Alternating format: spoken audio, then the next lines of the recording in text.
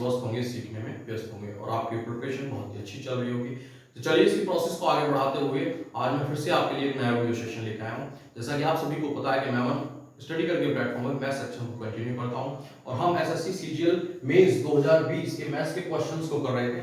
ये जो वीडियो है ये पार्ट 3 है इस सीरीज का, ठीक है।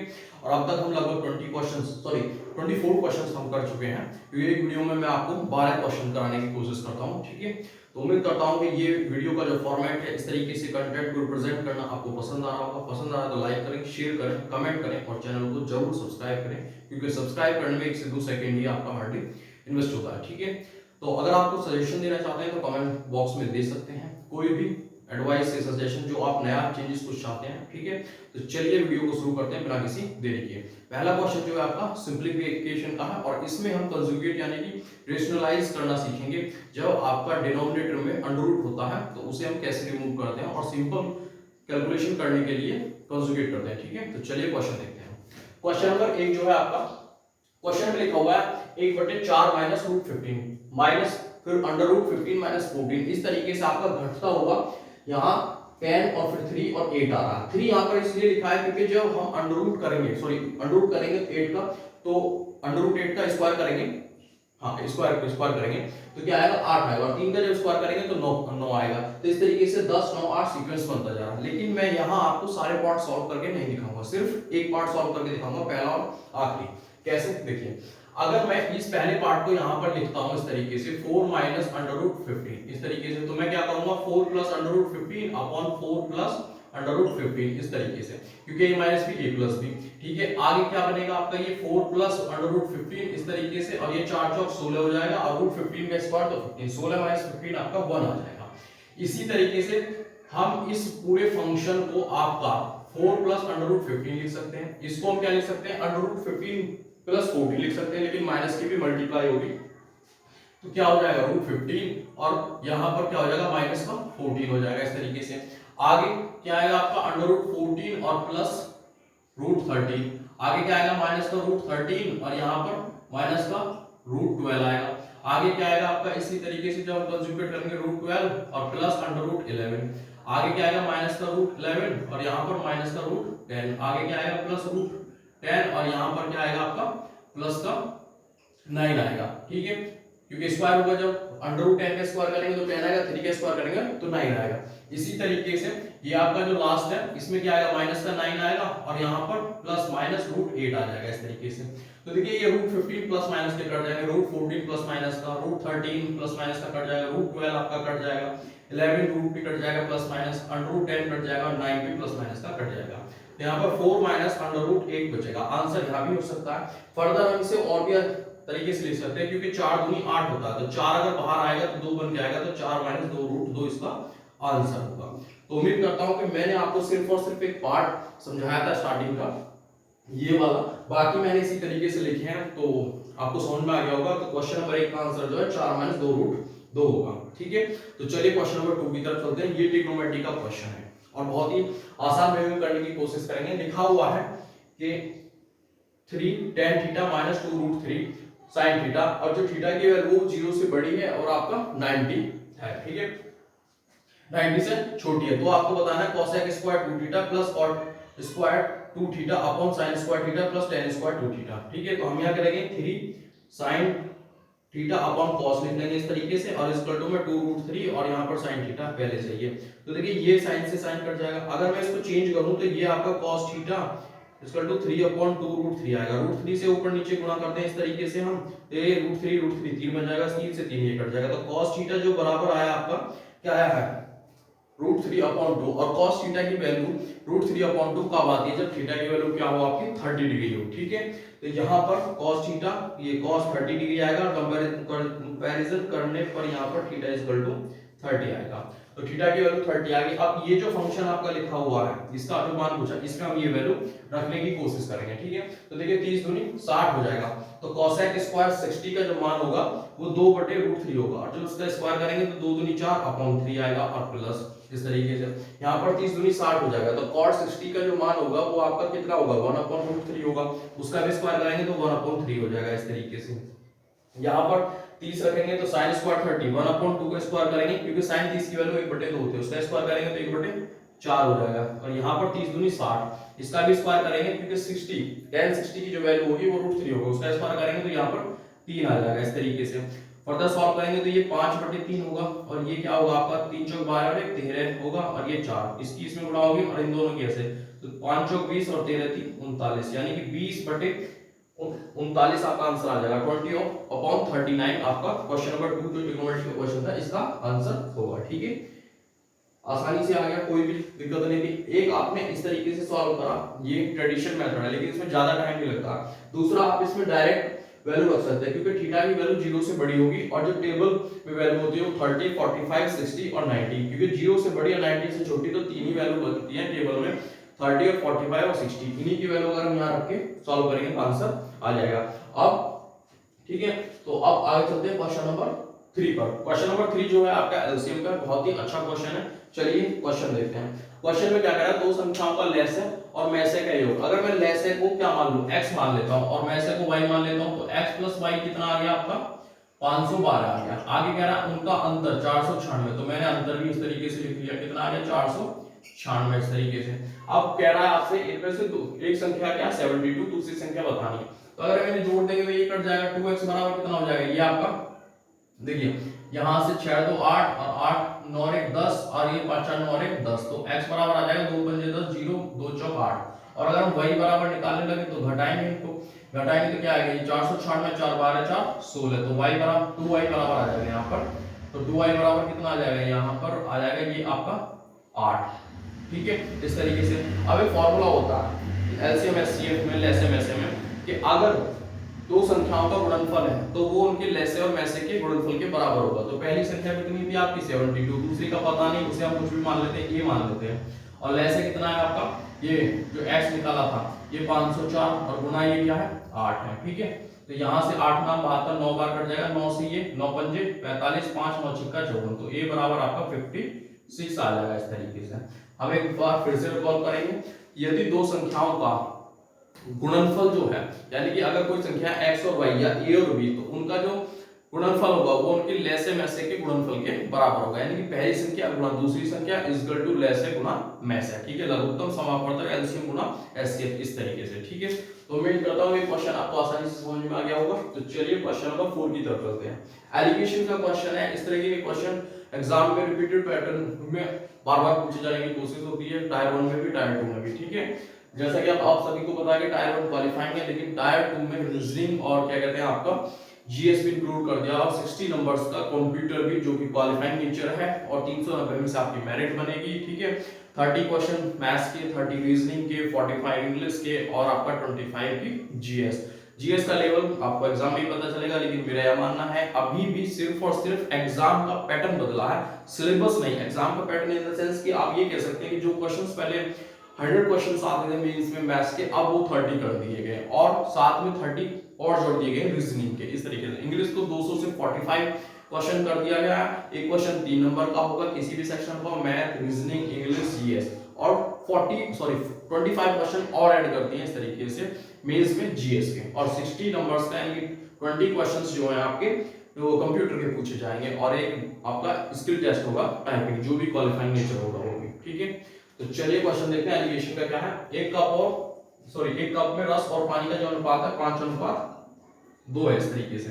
ठीक है, जबकि उसकी धारिता के उसी धारिता यानी कि उसी कैपेसिटी का दूसरे कप में उनका अनुपात 7:4 है। ठीक है, यदि दोनों को एक ही कप में मिक्सअप कर दिया जाए तो पानी और रस का अनुपात, अब देखिए यहाँ पर रस और पानी का दिया हुआ था लेकिन लास्ट में पानी और रस का पूछ लिया, तो हम निकालेंगे तो रस और पानी के रेशियो जो भी मिक्सचर आएगा बन के, लेकिन उसको पलट के लिखना होगा। ठीक है, ऐसा एग्जामिनर काफी बार बहुत बार करता है इस तरीके से कंफ्यूज करने के लिए, और आंसर आपको 2 मिलेंगे, तो बी केयरफुल। ठीक है, तो यहाँ पर क्या हो गया, ये आपका 7 हो गया और ये 7 4 11, तो हम इसमें 11 से मल्टीप्लाई कर देते हैं और इसमें 7 से, तो 11 पंजे 55 हो जाएगा और 11 दूनी 22, यहाँ 7 से तो 49 हो जाएगा और यहाँ 7 चौक 28 हो जाएगा। अगर मैं दोनों को ऐड कर दूं तो ये देखिए 8 और 2 10 और 2 2 4 1 5, और यहाँ पर क्या आ जाएगा 9 और 5 14 आ जाएगा, 5 और 9 और 1 10, 2 से डिवाइड करेंगे इसको तो क्या आएगा 2 पंजे 10 52 और ये 25। लेकिन ये रस और पानी का है, हमसे पूछा है पानी और रस का, तो हम पलट के लिख देंगे 25:5 52। लेकिन ऑप्शन में आपके दोनों ही होंगे, कहीं आप ऊपर वाला टिक करके आ जाए, लेकिन आंसर होगा ये, क्योंकि आपको चेंज करके लिखना है, क्योंकि पानी और रस का पूछा है, दिया हुआ रस और पानी का। तो क्वेश्चन नंबर 4 का आंसर आ गया 25:52, यानी कि 25:52। ठीक है, तो क्वेश्चन नंबर 5 की तरफ चलते हैं। ये आपका परसेंटेज का क्वेश्चन है, और एक्सपेंडिचर और ये सेविंग और इनकम वाला क्वेश्चन बार बार एग्जाम में पूछा जाता है। तो चलिए क्वेश्चन देखते हैं। ए अपनी आय के 35% की बचत करता है। तो आपका जो कॉन्सेप्ट होता है, income is equal to expenditure plus saving होता है, क्योंकि अगर एक्सपेंडिचर में सेविंग ऐड कर दे तो इनकम ही आ जाएगी, या इनकम से अगर हम आपका सेविंग निकाल देते तो एक्सपेंडिचर आ जाएगा। तो आपकी जो बचत है वो 35 है, और सेविंग एक्सपेंडिचर क्या आ जाएगा 50, तो 65, और इनकम 100% होती है अपने आप में। अब कह रहा है यदि उसकी आय में 20% की वृद्धि, 100 से 20% वृद्धि तो 120 हो जाएगा। आगे कह रहा है आपका यदि उसकी व्यय में 20% की वृद्धि, यानी कि 65 में अगर 20% की वृद्धि तो 120 हो जाएगा इस तरीके से।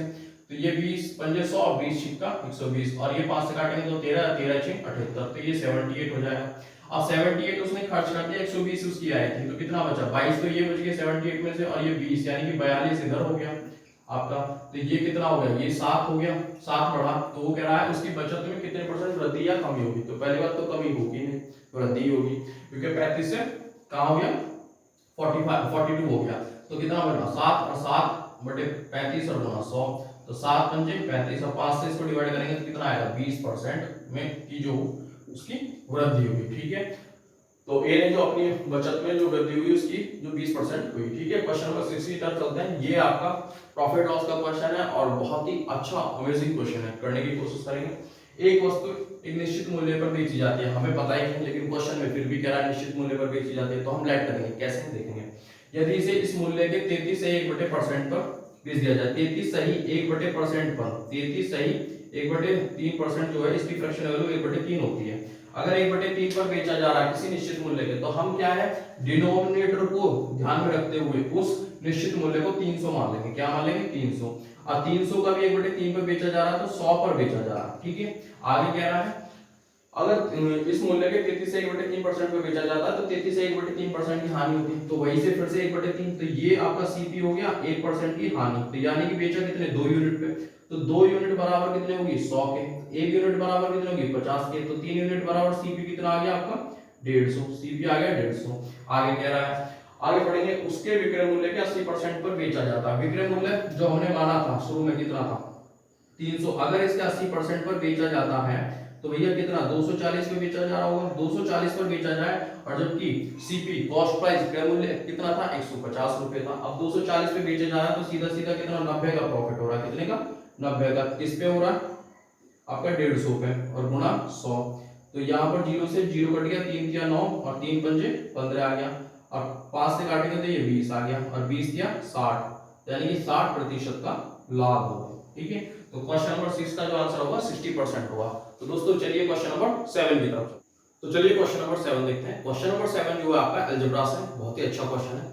क्वेश्चन में कह रहा है कि a + b + c बराबर 1 है, और ab + bc + ca = -22, और आपका abc जो मल्टीपल में दिया हुआ वो -40 है। तो आपसे पूछा है a की क्यूब + b की क्यूब + c की क्यूब की वैल्यू। तो देखिए इसका एक फॉर्मेट होता है अपना फॉर्मूले में, a की क्यूब + b की क्यूब + c की cube -3abc = a + b + c, और यहां पर होता है a² + b² + c², और माइनस में आपका अगर मैं इस तरीके से भी लिख सकता हूं, इसको मल्टीप्लाई करके, ये आपका होता है +bc + ca इस तरीके से। ठीक है, तो हमारे पास इसकी वैल्यू है, इसकी नहीं है, इसकी है, और abc की है। तो अगर हम सॉल्व करें इसको, तो पहले हमें क्या चाहिएगा a² + b² + c² की वैल्यू चाहिए। तो हम क्या करेंगे, यहां पर ये जो फंक्शन लिखा हुआ है a + b + c = 1, इसका स्क्वायर करते हैं। तो a² + b² + c², और क्या आएगा +2ab + 2bc + 2bc। अगर 2 कॉमन लेके मैं लिखूंगा तो यही बचेगा आपका। तो मैं यहाँ 2 मल्टीप्लाई माइनस उसकी जगह 22 और इक्वल टू 1 लिख दूं। तो a² + b² + c² = 22 मल्टीप्लाई 2 से करेंगे तो -44 आएगा, और इक्वल टू में इधर जाएगा तो प्लस का 44 और 1 तो 45 वैल्यू आ जाएगी। अब रखेंगे तो यहाँ पर a की क्यूब + b की क्यूब + c की क्यूब माइनस abc की वैल्यू कितनी आपकी 100 सॉरी abc की वैल्यू कितनी आपकी 40, तो यहाँ पर अगेन तो माइनस माइनस प्लस, और 40 दिया यानी 120 हो जाएगा, और यहाँ पे a + b + c की वैल्यू 1 है, और A square plus B square plus C square की वैल्यू कितनी है 45 है, और इसकी वैल्यू कितनी है आपका ए प्लस बी प्लस सी की, यहाँ पर जब हम रखेंगे तो ये 22 और माइनस माइनस प्लस तो 22 हो जाएगा। तो इस तरीके से ए की क्यूब प्लस बी की क्यूब प्लस सी की क्यूब इज इक्वल टू ये कितना आएगा 5 और 2 7 4 2 6 आएगा, और ये माइनस कितना आएगा आपका यहाँ पर ये आ जाएगा आपका हाँ 20 इस तरीके से। तो आंसर क्या आएगा आपका यहाँ से आएगा, देखिए ये 33 बचेगा और 20 यानी कि माइनस के 53 आपका आंसर होगा। चाहे तो आप इस तरीके से भी घटा सकते हैं, ठीक है। तो यहाँ पर 3 होगा, 11 में 6 5 इस तरीके से। तो क्वेश्चन नंबर 7 का आंसर जो आएगा -53 आएगा। तो आपको दिया क्या हुआ था a plus B plus C equal to 1 दिया हुआ था, A B plus B C plus C A equal to -22 और ए बी सी मल्टीप्लाई में -40 दिया हुआ था। तो इस तरीके से ए की cube plus B cube plus C की क्यूब का आपको वैल्यू बताना था, लेकिन उसका जो फॉर्मेट होता है वो ये होता है कि cube plus B cube plus C cube minus 3abc equal to a plus B plus C और मल्टीप्लाई में square plus B square plus C square minus ab minus bc minus ca। तो वो मैंने माइनस कॉमन लेके यहाँ लिख लिया था। तो पूरा सिनेरियो आपको समझ में आ गया होगा। क्वेश्चन नंबर 7 किस तरीके से करना है, बहुत ही इजी कैलकुलेशन में मैंने बताया है। देख आपको लेंथ इसलिए रहा होगा कि मैंने कोई भी लाइन स्किप नहीं की है, ठीक है। तो बिना किसी देरी के चलिए अगले क्वेश्चन पर चलते हैं, क्वेश्चन नंबर 8 की तरफ। क्वेश्चन नंबर 8 जो है आपका ये परसेंटेज से बहुत ही अच्छा क्वेश्चन है, ठीक है। क्वेश्चन कह रहा है जब किसी वस्तु के मूल्य में 20% की कमी की जाती है, यानी कि 20% की जो फ्रैक्शन वैल्यू होती है वो क्या होती है आपकी 1/5 होती है।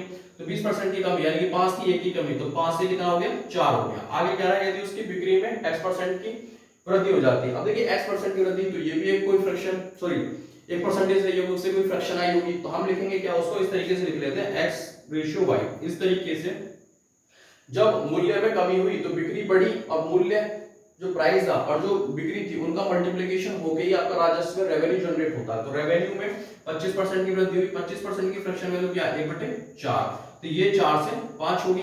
तो ये क्या और ये मल्टीप्लाई होकर क्या आ जाएगा 5x upon 4y equal to 4/5। अगर क्रॉस मल्टीप्लाई करें तो xy बराबर 4 चौक 16 और 5 पंजे 25, यानी कि ये 16 था और ये 25 था। तो कितना बढ़ा है यहाँ पर 5 4 9, कितने में बढ़ा 16 में बढ़ा, गुना 100। तो 4 से काटेंगे तो ये 25 बार 4 चौक 16, 25 के बाद 225, 4 से काटेंगे फिर दोबारा तो परसेंटेज आएगा, देखिए 4 पंजे 20, 4 6 24, 4 दूनी 8, 4 पंजे 20, यानी कि 56.25% जो वृद्धि हुई उसकी बिक्री में। जो x% लिखा हुआ था उसकी वैल्यू है 56.25%, ठीक है। तो बड़ा आसान वे में मैंने ये आपको समझाने की कोशिश करी है, क्योंकि जो इस तरीके के क्वेश्चन होते हैं वो रेशियो मेथड से ही पॉसिबल होते हैं। अगर देखिए इस तरीके से ये इंटीजर फ्रैक्शन है, लेकिन अगर इससे पहले जो मैंने क्वेश्चंस आपको कराया था प्रॉफिट लॉस का, उसमें 33/1/3% दिया हुआ था, तो उसे हम इस रेशियो मेथड से ही कर सकते हैं। अदरवाइज अगर हम वैसे करेंगे तो फंस जाएगा क्वेश्चन, क्योंकि कैलकुलेशन बहुत ही टिपिकल हो जाएगी। 33 से 1/3 को सॉल्व करेंगे तो 100/3।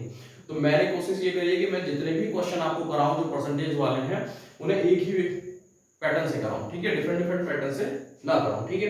तो चलिए क्वेश्चन नंबर 8 का आंसर आपको मिल चुका 56.25%। क्वेश्चन नंबर 9 की तरफ चलते हैं। क्वेश्चन नंबर 9 जो है आपके मेंसुरेशन का है और गोले का क्वेश्चन है, स्फीयर का।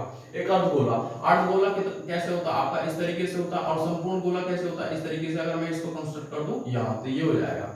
अब क्या है अर्धगोले का आयतन इतना है, तो अर्धगोले का आयतन का फार्मूला होता है 2/3 पाई, पाई की वैल्यू रखेंगे 22/7 और r क्यूब इधर आ जाएगा तो 19404, ठीक है। तो 2 से मैं इसको डिवाइड कर लेता हूं, 2 नाम 18, 2 7 14 0 और 2, तो 22 से अगर मैं इसको डिवाइड करूं तो 22 चौक 88 और 7 और 2 9, 22 चौक 88, 2 बचेगा 22 से कम 22, यानी कि r की क्यूब की वैल्यू 7 21, 21 इधर चला जाएगा और 441 को 21 गुना 21 लिख लेंगे। तो r की क्यूब जब क्यूब उधर जाएगा तो क्यूब रूट बन जाएगा, जिससे कि 21 सिर्फ बाहर आएगा, क्योंकि ये पेयर बन गया 3 का। तो 21 आ गया, तो यानी कि 21 सेंटीमीटर आपकी त्रिज्या आ गई। अब आपसे पूछा है कि इस अर्धगोले यानी कि इस अर्धगोले का संपूर्ण पृष्ठ क्षेत्रफल। तो देखिए जो गोला होता है उसका संपूर्ण पृष्ठ क्षेत्रफल 4 पाई r स्क्वायर होता है, लेकिन जब वो कट जाता है तो इतना ही तो बचता है सरफेस। तो इस तरीके से 2 पाई r स्क्वायर हो गया। लेकिन अगर 3D में देखें तो नीचे एक सर्कल बन रहा है इस तरीके से गोल गोल, एक ही पाई r स्क्वायर हो गया। तो पाई r स्क्वायर तो टोटल कितना होगा ये मिलके 3 पाई r स्क्वायर। तो 3 पाई r स्क्वायर जो होता है अर्धगोले का संपूर्ण यानी कि टोटल सरफेस एरिया होता है, ठीक है। तो आपको समझ आ गया होगा। 3 गुना 22/7 अगर मैं यहाँ कर देंगे, r की वैल्यू अगर मैं यहाँ रख दूंगा 21 गुना 21 तो 7 तिया 21, 3 तिया 9, 9 दूनी 18, 9 दूनी 18 और 1 19, यानी कि 21 से हम गुणा करेंगे तो 198 में अगर मैं 21 से गुणा करूं तो 198 सीधा ही आ जाएगा। 2 8 16, 19 दूनी 38 और 1 39। तो 8 9 6 15 9 1 10 और 11 ये 4158 सेंटीमीटर स्क्वायर आपका आंसर आ जाएगा। ठीक है, तो आंसर कितना हुआ अर्धगोले के संपूर्ण पृष्ठ क्षेत्रफल का आपका 4158 सेंटीमीटर स्क्वायर। ठीक है, तो चलिए क्वेश्चन नंबर 10 की तरफ चलते हैं। उम्मीद करता हूं 9 आपको आसानी से समझ में आ गया होगा। क्वेश्चन नंबर 10 क्या कह रहा है, एक धनराशि वार्षिक रूप से चक्रवृद्धि ब्याज यानी कि कंपाउंड इंटरेस्ट का क्वेश्चन है। 4 वर्ष के बाद जो है 11880 हो जाती है और 6 वर्ष के बाद कितना हो जाता है आपका 17820, यानी कि 2 वर्ष का डिफरेंस है। तो देखिए 11880 से कितना हो रहा 17820 यानी कि 17820 और ये स्केलिंग फैक्टर निकालेंगे हम 11880 पे। एक जीरो से जीरो कट गया, 11 से काटेंगे 11 कम 11 और 11 चिक्का 66, 11 दूनी 22, 11 कम 11 और ना जाने 0 11 8 88, 2 8 16, 2 1 2, 2 पंजे 10, 2 चौक 8, 9 से काटेंगे 9 9 81 और ये कितना हो जाएगा 9, देखिए 27 के 81 और 27 दूनी 54, यानी कि स्केलिंग फैक्टर आपका 3/2 आ गया। यानी कि हर दो वर्ष का जो स्केलिंग फैक्टर है वो आपका 3/2 से बढ़ रहा है। देखिए अगर स्टार्टिंग में कुछ ना कुछ राशि रही होगी तो 2 वर्ष में 3/2 बढ़ा होगा और 2 वर्ष में 3/2, यानी कि 4 वर्ष में कितना हो गया आपका 11880 हो गया। इस तरीके से अगर मैं 3 से डिवाइड करूं तो 3 तिया 9 आएगा और 2 3 नाम 27 और 3 छंग 18, फिर 3 से डिवाइड करूंगा तो 3 एकम 3 3 तिया 9 3 दूनी 6, तो 2 दूनी 4 की गुणा कर देते हैं तो कितना आएगा यहाँ पर 80 हो जाएगा और 13 चौका 52, यानी कि राशि जो है आपकी धनराशि जो प्रिंसिपल अमाउंट है वो आपका 5280 रुपए आ चुका है। लेकिन क्वेश्चन में आपसे शायद ये नहीं पूछा, क्वेश्चन में पूछा धनराशि का आधा भाग, तो अगर हम इसका आधा कर दें 1/2 तो कितना आएगा 1/2 करने पे कितना आएगा 26 और 40 रुपए, यानी कि 2640 रुपए आपका आधा भाग होगा उस राशि का। और अगर कंप्लीट अमाउंट आपसे पूछा होता तो 5280 रुपए होता। तो क्वेश्चन नंबर 10 का आंसर आपको मिल चुका है। क्वेश्चन नंबर 11 की तरफ चलते हैं। 11 बहुत ही अच्छा क्वेश्चन है, इसमें कॉन्सेप्ट यूज होगा आपका ज्योमेट्री का। चलिए देखते हैं। एबीसीडी एक चतुर्भुज है। एबीसीडी अगर मैं इस तरीके से एक चतुर्भुज इस तरीके से मैंने बना लिया है, ठीक है, ए यहां पर, बी यहां पर और सी यहां पर और डी यहां पर, ठीक है। आगे कह रहा है जिसमें ए बी पैरेलल है डीसी के, तो ए बी पैरेलल है डीसी के इस तरीके से। आगे कह रहा है ई और एफ क्रम से विकर्ण एसी, विकर्ण एसी बना लेते हैं और विकर्ण बीडी भी बना लेते हैं हम। इनके मध्य बिंदु, अगर मध्य बिंदु यहां मैं इसको इस तरीके से मान लूं ई और एफ इस तरीके से, तो ये मध्य बिंदु इस तरीके से हो जाएगा। तो आपसे पूछा है कि हां यदि 18 सेंटीमीटर एबी की वैल्यू दी हुई है और सीडी की कितनी दी हुई है 6 सेंटीमीटर इस तरीके से, ठीक है। तो आपसे पूछिए ईएफ इक्वल टू इसकी वैल्यू पूछिए। तो देखिए यहां पर एक चीज याद रखिए, जब भी इस तरीके से आपका एक चतुर्भुज होता है, ठीक है, उसकी दो भुजाएं पैरेलल होती हैं जिनकी लेंथ आपको दी हुई है और विकर्ण जो है कहीं ना कहीं मीट कर रहे हैं, लेकिन उनके जो मिड पॉइंट है उससे जो बनी हुई रेखा होती है, जो उससे बनी हुई जो एक लाइन होती है, जैसे इसमें ईएफ बन रही है, तो अगर हम इसकी वैल्यू निकालेंगे तो दोनों भुजाओं का अंतर यानी कि AB माइनस CD अपॉन 2 आपको ये करना होगा। तो 18 माइनस 6 करेंगे तो 12 और 2 से डिवाइड करेंगे तो 6 सेंटीमीटर इस तरीके से आएगा। आप इसको याद रखेंगे, ठीक है। तो उम्मीद करता हूं कि ये क्वेश्चन आपको समझ में आ गया होगा और ये कॉन्सेप्ट भी आसानी से समझ में आ गया होगा। क्वेश्चन नंबर 12 जो इस वीडियो का लास्ट क्वेश्चन है और ये आपका पार्टनरशिप का क्वेश्चन है। मेंस एग्जामिनेशन हो या प्री, आपको पार्टनरशिप के क्वेश्चन देखने के लिए मिलते हैं। कभी इजी क्वेश्चन होता है, कभी टफ होता है। मेन इसमें सिर्फ एक कॉन्सेप्ट का खेल है। आप ये मान लीजिए कि जो आपका प्रॉफिट है, जो आपका लाभ का जो रेशियो आता है वो इन्वेस्टमेंट मल्टीप्लाई टाइम से आता है, ठीक है। यानी कि अगर आपने 12,000 रुपए इन्वेस्ट करे एक साल के लिए, यानी कि 12,000 गुना 12 महीने इस तरीके से, और दूसरे ने 13,000 रुपए करे और 13 महीने के लिए करे, तो 13,000 गुना 1300 गुना इस तरीके से और गुणा 13 और 1200 गुना 12 इस तरीके से जो रेशियो आएगा वो आपका प्रॉफिट का रेशियो होगा, ठीक है। तो यहाँ पर क्या हुआ, एबीसी ने 2:3:5 के अनुपात में अपनी पूंजी निवेश की, ठीक है, यानी कि इन्वेस्टमेंट का रेशियो है। आगे क्या रहा है, उन्होंने जितने महीनों के लिए निवेश किया उनका जो अनुपात है 4:2:3 है और ए और बी के लाभ के हिस्से के बीच का अंतर 1,86,000 रुपए दिया हुआ, तो सी का लाभ बताना है आपको। देखिए तो यहां से ये ए का रेशियो, बी का सी का, ये आपका ये जो है किसका रेशियो है, महीनों का, यानी कि समय का। तो देखिए 4 दूनी 8 हो जाएगा यहाँ पर आसानी से, 2 तिया 6 हो जाएगा यहाँ पर, 3 पंजे 15 हो जाएगा। तो इस तरीके से ये जो है आपका प्रॉफिट का रेशियो आ गया, ये ए का, ये बी का, ये सी का। ए और बी के लाभ के बीच का अंतर यानी कि 8 और 6 का जो डिफरेंस है वो 2 यूनिट है। 2 यूनिट 1,86,000 के बराबर है आपकी। तो 1 बराबर 2 9 18, 2 तिया 6 और 000। आपसे पूछा सी का लाभ, सी का लाभ क्या 15 यूनिट, तो 15 यूनिट की वैल्यू निकालनी है आपको। देखिए 0 0 0 15 3 45, 4 बचेगा 15 में 135 और 4 139, यानी कि 13,95,000 आपका जो है सी का प्रॉफिट होगा इस तरीके से, ठीक है। तो क्वेश्चन नंबर 12 का आंसर कितना है, 13,95,000 आपको आंसर आ गया। तो दोस्तों वीडियो पसंद आए तो लाइक करें, शेयर करें, कमेंट करें और चैनल को जरूर सब्सक्राइब करें, क्योंकि सब्सक्राइब करने में आपका हार्डली 1 से 2 सेकंड ही इन्वेस्ट होता है। तो मिलते हैं नए वीडियो सेशन के साथ। Thank you for watching.